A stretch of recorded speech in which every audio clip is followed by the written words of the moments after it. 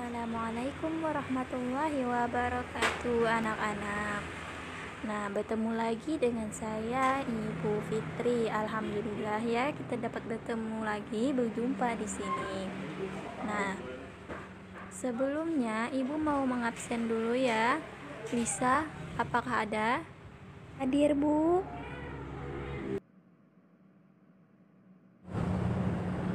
Bagus. Hari ini anak-anak Ibu hadir semua ya. Nah, sebelum kita memulai pembelajaran, kita membaca doa terlebih dahulu. Al-Fatihah. A'udzubillahi minasyaitonirrajim. Bismillahirrahmanirrahim. Alhamdulillahirabbil alamin arrahmanirrahim maliki yaumiddin. Iyyaka na'budu wa iyyaka nasta'in. Ihdinas siratal mustaqim siratal ladzina an'amta 'alaihim ghairil maghdubi 'alaihim waladdallin. Amin. Nah, setelah kita membaca doa, hari ini kita belajar apa dulu? Ayo. NPS, Bu. Iya, betul sekali. Dari tadi Ibu nunggu semangat kalian nih. Mana semangatnya? Ayo, mana nih? Oh iya, Bu. Ayo teman-teman, kita semangat dulu. Semangat. Semangat. Iya, bagus. Sekarang anak-anak Ibu sudah semangat semua ya. Nah, mari kita awali pembelajaran pada hari ini. Nah, sebelumnya ada yang tahu tidak lingkungan itu apa sih? Iya, betul sekali. Nah, jadi anak-anak, lingkungan itu secara istilah semakna seperti dunia, alam semesta, dan planet bumi. Maka dari itu, kehidupan manusia tidak bisa dipisahkan dari lingkungannya, di mana setiap hari manusia berinteraksi dengan lingkungannya, baik lingkungan alam maupun lingkungan sosial. Begitu anak-anak, sampai di sini paham? Iya, Bu, paham. Bagus, kalau sudah paham, mari kita lanjutkan lagi ya. Nah, jadi pembelajaran kita hari ini dengan judul Interaksi Manusia dengan Lingkungan. Nah, anak-anak bisa sambil disimak dan dicatat ya penjelasan dari Ibu yang penting-pentingnya saja. Nah, jadi interaksi manusia itu dapat dibedakan menjadi dua, yaitu interaksi dengan lingkungan alam dan interaksi dengan lingkungan sosial. Apa perbedaannya keduanya itu? Ayo. Nah, mari kita pelajari. Yang pertama ada interaksi manusia dengan lingkungan alam, di mana interaksi manusia dengan lingkungan alam ini terbentuk secara alami. Manusia itu membutuhkan lingkungan alam untuk memenuhi kebutuhan hidupnya. Interaksi manusia dengan lingkungan alam itu dimaksudkan yaitu hubungan timbal balik antara manusia dan lingkungan alamnya. Nah, artinya lingkungan alam mempengaruhi kehidupan manusia dan sebaliknya manusia itu juga dapat mempengaruhi lingkungan alamnya. Nah, jadi anak-anak, interaksi manusia dengan lingkungan alam ini dibagi lagi menjadi dua, yaitu lingkungan alam yang mempengaruhi aktivitas manusia dan aktivitas manusia mempengaruhi lingkungan alam. Mari kita bahas satu persatu ya. Pertama, lingkungan alam mempengaruhi aktivitas manusia. Nah, pada bab sebelumnya, kalian telah belajar tentang kondisi geografis wilayah Indonesia kan? Nah, jadi wilayah Indonesia itu memiliki keberagaman lingkungan alam. Nah, antara lain berupa daratan rendah, daratan tinggi, pantai, sungai, dan laut. Ya kan? Nah, lingkungan alam itu mempengaruhi kehidupan manusia, di mana pengaruh tersebut dapat dilihat dari keberagaman cara hidup dan aktivitas masyarakat sehari-hari.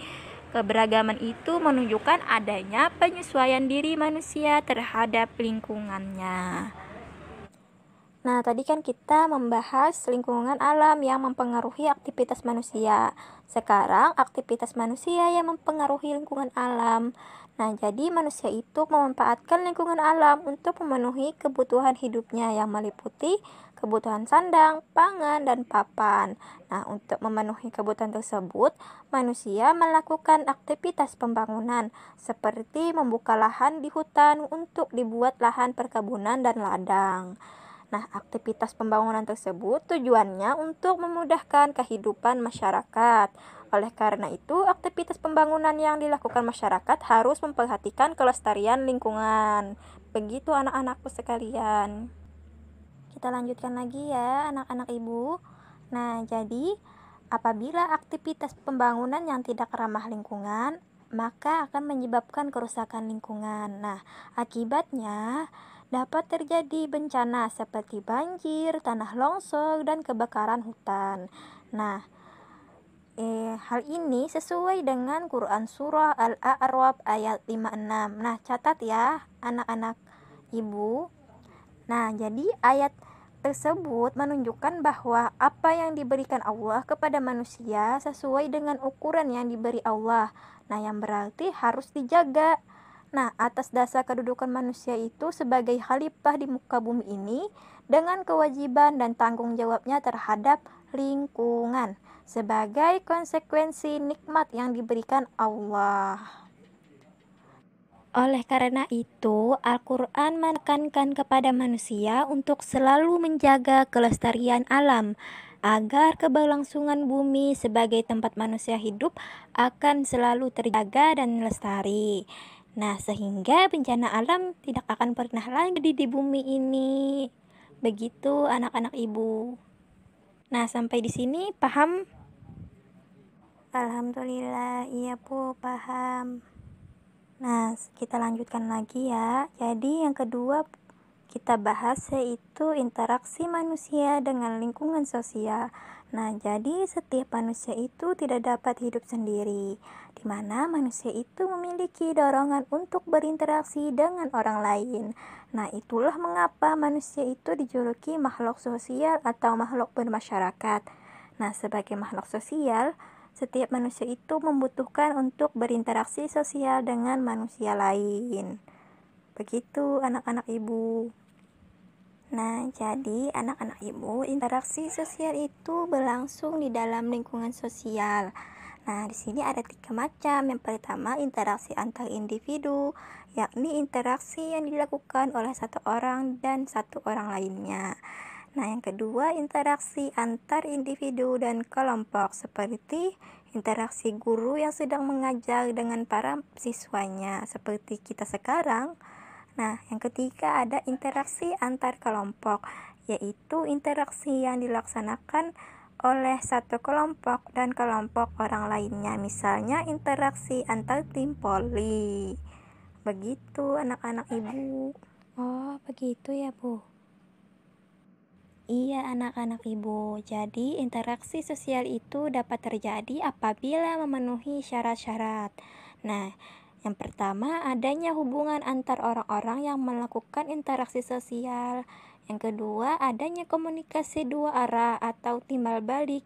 Dan yang ketiga adanya interaksi sosial dilakukan untuk memenuhi kebutuhan dan mencapai tujuan bersama. Nah, jadi itulah syarat-syarat interaksi sosial. Nah, interaksi sosial ini tidak selalu mengarah kepada persatuan atau kebersamaan anak-anak ibu. Nah, jadi masyarakat Indonesia itu tinggal tersebar di berbagai wilayah kan, sehingga memiliki ciri yang berbeda-beda. Perbedaan tersebut dapat menimbulkan persaingan atau penolakan dalam masyarakat. Nah, akibatnya interaksi sosial dapat menimbulkan perpecahan bangsa. Agar tidak terjadi perpecahan, diperlukan sikap saling menghormati dan toleransi. Seperti kita sekarang, kan kita juga berbeda-beda di sini. Ya kan anak-anak? Iya Bu, betul sekali. Baiklah, Ibu rasa materi kita hari ini sudah cukup ya. Jangan lupa baca ulang nanti materi kita ini di rumah. Nah, jadi apakah ada pertanyaan mengenai materi hari ini? Jika tidak ada, Ibu pamit dan kita sebelumnya membaca hamdalah dulu. Alhamdulillahirabbil alamin. Nah, Ibu mau pamit dulu ya. Wassalamualaikum warahmatullahi wabarakatuh.